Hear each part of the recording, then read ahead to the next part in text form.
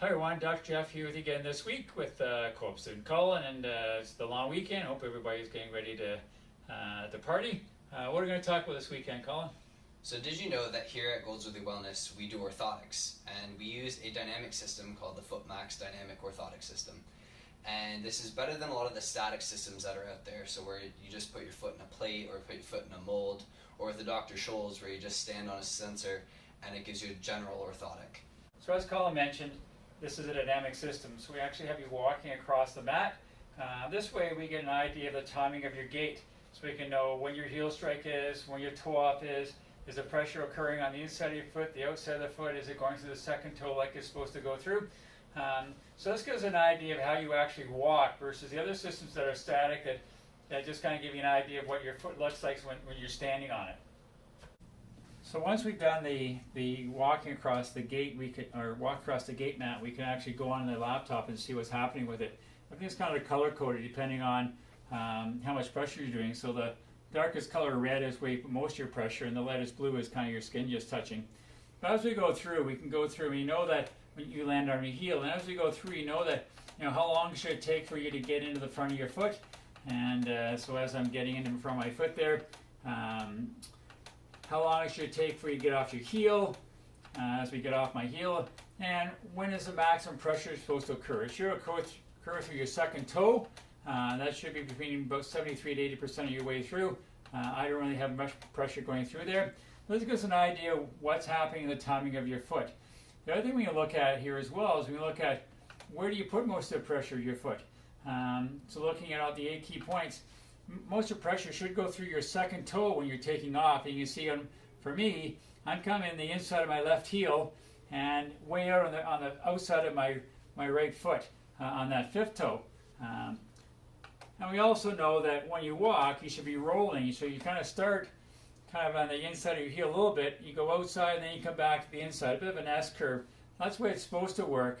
And with me, what you can see is I didn't really roll at all. I'm kind of wiggly a little bit the back heel. I can tell a little, on my left one here, I probably had a little bit of an ankle injury at some point because the line is kind of squiggly and coming up, and I really don't roll the way I'm supposed to roll. On the right foot, again, coming up, I do try and get back to the middle, but really I'm on the outside of my foot too much. So from this, we can actually send this down to a computer in Toronto, which will break this down. And there's I think I have 46 frames of information there.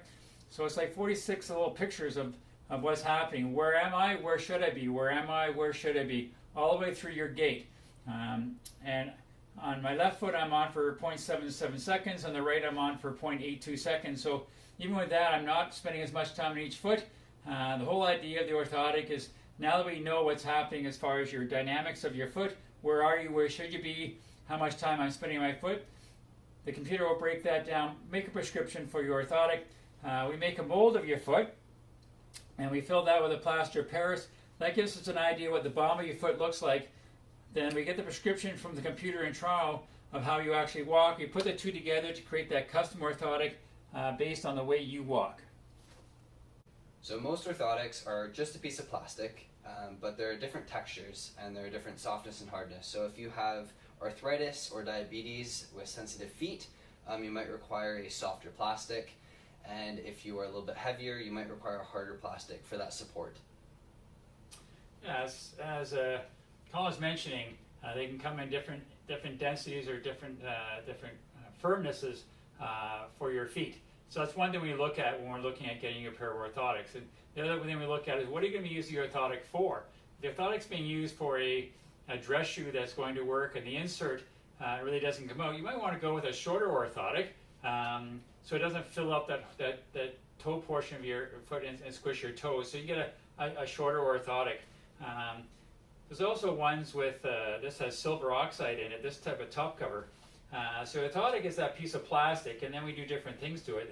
And one is this top cover, and this one here is silver oxide in it. So it's really good for people who wear work boots all day, because that silver oxide helps to break down the bacteria and the odor that comes out of your shoe.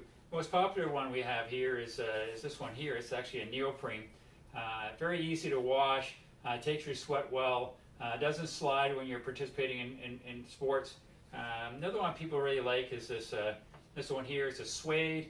a little softer than a vinyl that you might find in dress shoes that's pretty slippery. This is popular in soccer shoes.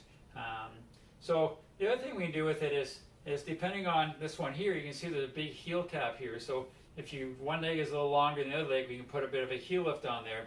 We also put different cushioning in here. We can put a heel cup in there, put a horseshoe pad, or even a heel max in there, a cutout in there. For people that have plantar fasciitis, so we're giving that heel a bit more of a cushioning, and we're supporting that plantar fascia a little bit more.